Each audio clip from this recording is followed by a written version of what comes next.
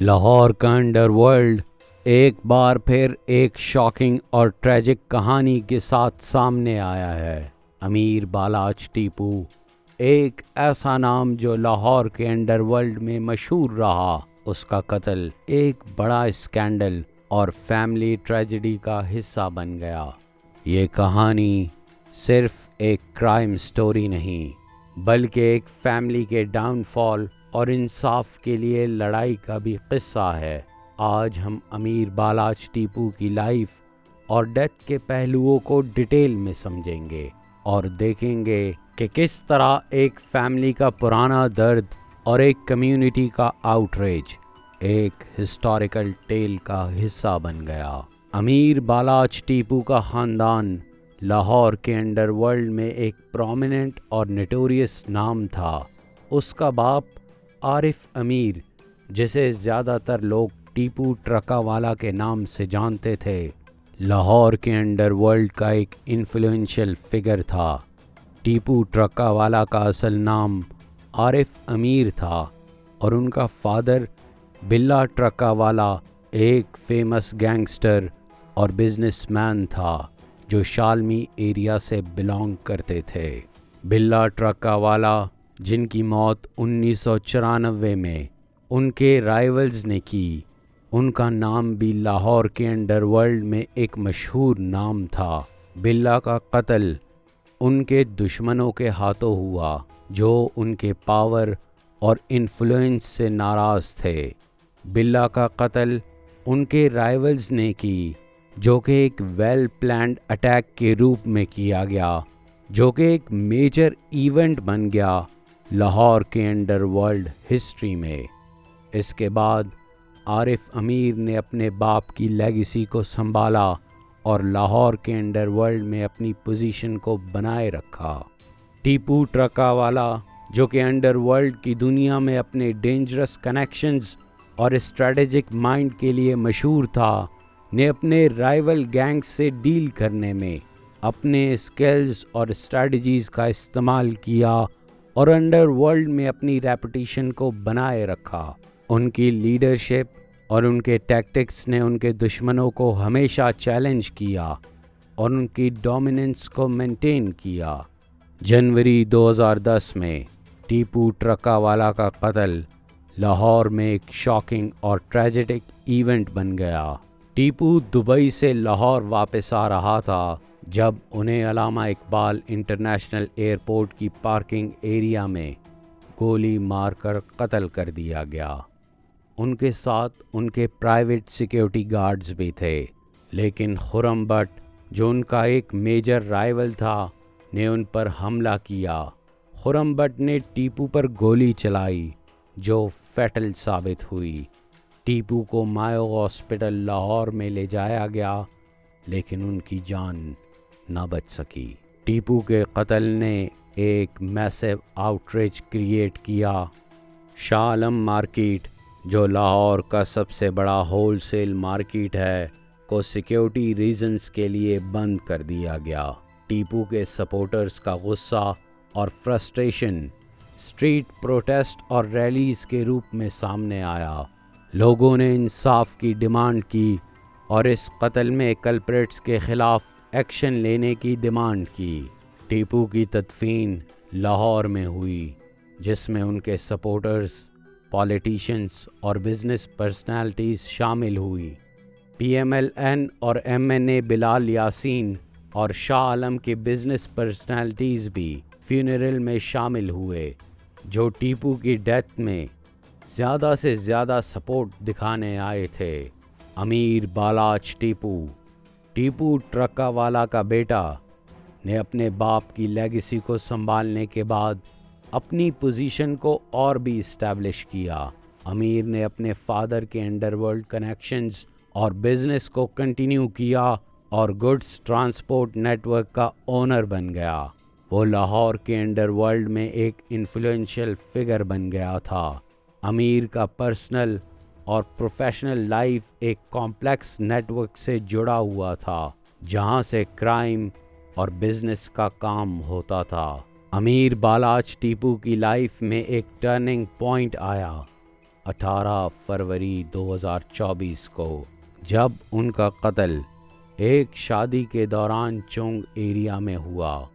ये tragic event एक well planned और टारगेटेड अटैक के रूप में हुआ, जो एक और डिस्टर्बिंग चैप्टर बन गया उनकी ज़िंदगी की कहानी में। आमिर के कत्ल ने उनके दोस्तों और फैमिली को एक मेजर शॉक और ट्रॉमा दिया, जो उनकी लाइफ के एंड तक कंटिन्यू रहा। आमिर के कत्ल के बाद इन्वेस्टिगेशन दोस्तों और एक्विटेंसेस से शुरू हुई। एहसान शाह, जो आमिर का क्लोज फ्रेंड था, को इनिशियल स्टेज में शक के दायरे में ले लिया गया।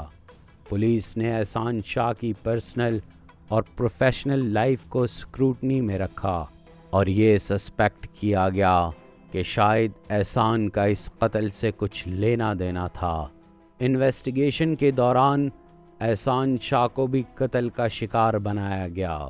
एहसान को पुलिस कॉन्वॉय के साथ ट्रांसफ़र करते हुए उनके एसोसिएट ने पुलिस कॉन्वॉय पर फायरिंग की और इस फायरिंग में एहसान भी गोली लगने से जान से हाथ धो बैठा।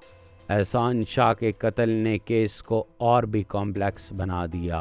पुलिस ने ये भी सस्पेक्ट किया कि एहसान के राइवल्स और एसोसिएट्स इस कत्ल के पीछे हो सकते हैं। एहसान के कत्ल के बाद इन्वेस्टिगेशन ने नए लीड्स और सस्पेक्ट्स को आइडेंटिफाई करना शुरू किया, लेकिन अब भी एक क्लियर सॉल्यूशन नहीं मिल पाया। आमिर बालाच टीपू की फैमिली का बिजनेस नेटवर्क एक पावरफुल और इन्फ्लुएंशियल फोर्स था। उनका डेरा, जो वॉल्ड सिटी में था, एक स्क्रूटनी, कोर्ट रूम और प्रिजन के रूम में फंक्शन करता था। ये डेरा, जहां लॉयंस भी फ्रीली रोम करते थे, बिजनेस और क्राइम का हब था, जहां से ट्रांसपोर्ट, सिक्योरिटी और एक्सटॉर्शन का काम होता था। फैमिली के स्ट्रॉन्ग कनेक्शन नेटवर्क्स में ब्यूरोक्रेट्स, सीनियर पुलिस ऑफिसर्स और पॉलिटिशियंस शामिल थे, जो अलग अलग वक्त पर उनकी सपोर्ट करते थे।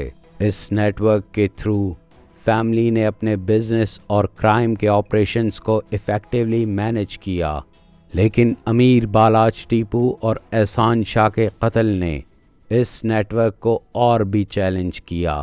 फैमिली के बिजनेस और कनेक्शंस अब भी स्क्रूटनी और इन्वेस्टिगेशन के दायरे में हैं, जो कि केस की कॉम्प्लेक्सिटी को और भी बढ़ाते हैं।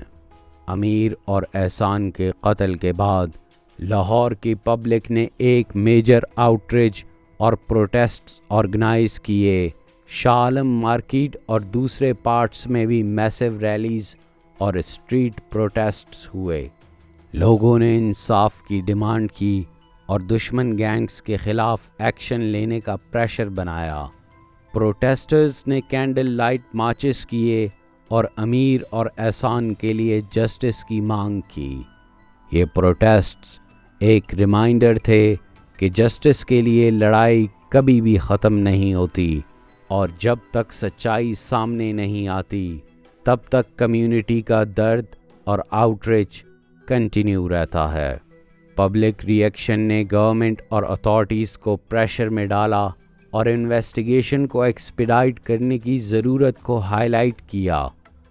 लोगों ने सोशल मीडिया और ट्रेडिशनल मीडिया प्लेटफॉर्म पर भी अपनी आवाज़ उठाई, जो एक स्ट्रॉन्ग मैसेज था कि इंसाफ के लिए लड़ाई कभी भी ख़त्म नहीं होती। आज भी आमिर बालाच टीपू और एहसान शाह के कत्ल की इन्वेस्टिगेशन चल रही है। पुलिस और अथॉरिटीज़ ने काफ़ी एफ़र्ट्स किए हैं, लेकिन अब तक एक क्लियर सलूशन नहीं मिल पाया है। ये केस एक अनरिजॉल्व मिस्ट्री बन चुका है और पब्लिक और फैमिली अब भी इंसाफ के इंतज़ार में है। आमिर और एहसान के कत्ल के बाद की डेवलपमेंट्स और सस्पेक्ट्स के वेयर अबाउट्स अब भी इन्वेस्टिगेशन के फोकस में हैं। इन्वेस्टिगेटर्स अब भी नए क्लूज़ और एविडेंस को गैदर कर रहे हैं और केस को सॉल्व करने की कोशिश कर रहे हैं, लेकिन केस की कॉम्प्लेक्सिटी और इन्वॉल्व्ड एलिमेंट्स की वजह से सलूशन मिलने में वक्त लग रहा है। ये केस एक स्टार्क रिमाइंडर है कि जस्टिस के लिए लड़ाई कभी ख़त्म नहीं होती और इंसाफ तब तक नहीं मिलती जब तक सच्चाई पूरी तरह सामने नहीं आती। अमीर बालाच टीपू की कहानी सिर्फ एक फैमिली की डाउनफॉल की नहीं, बल्कि एक कम्युनिटी और सोसाइटी के लिए एक डीप इम्पैक्ट है। उनकी ज़िंदगी और मौत एक कॉम्प्लेक्स टेल है जो दुश्मन गैंग्स, फैमिली लेगेसी और पब्लिक आउटरीच से भरी हुई है। अमीर और एहसान का केस एक रिमाइंडर है कि इंसाफ के लिए लड़ाई कभी भी ख़त्म नहीं होती और जब तक सच्चाई सामने नहीं आती तब तक एक फैमिली और कम्युनिटी के लिए दर्द और परेशानी का सिलसिला जारी रहता है। ये कहानी ना सिर्फ एक फैमिली के दुख और स्ट्रगल्स को समझाती है, बल्कि एक सोसाइटी के अंदर के कॉम्प्लेक्स और डार्क रियलिटीज़ को भी सामने लाती है। अमीर बालाच टीपू और एहसान शाह का केस एक ऐसे ट्रेजेडी का हिस्सा है जो लाहौर और पाकिस्तान के अंडरवर्ल्ड और पॉलिटिक्स के कॉम्प्लेक्स नेटवर्क को हाईलाइट करता है। इनका केस एक स्टार्क रिमाइंडर है कि जस्टिस के लिए लड़ाई कभी ख़त्म नहीं होती और इंसाफ तब तक नहीं मिलता जब तक सच्चाई पूरी तरह सामने नहीं आती। ये ट्रैजिक स्टोरी ना सिर्फ एक इंडिविजुअल के डाउनफॉल को दिखाती है, बल्कि एक पूरी कम्युनिटी और सोसाइटी के डार्क कॉर्नर्स को एक्सप्लोर करती है। अमीर बालाच टीपू और एहसान शाह की कहानी एक पावरफुल और इम्पैक्टफुल नैरेटिव है जो हमारे समाज को एक डीपर अंडरस्टैंडिंग और एम्पैथी प्रोवाइड करती है। इनका केस एक स्ट्रॉन्ग मैसेज है कि जस्टिस और ट्रुथ के लिए लड़ाई कभी भी ख़त्म नहीं होती और जब तक सच्चाई पूरी तरह सामने नहीं आती तब तक इंसाफ के लिए स्ट्रगल जारी रहता है।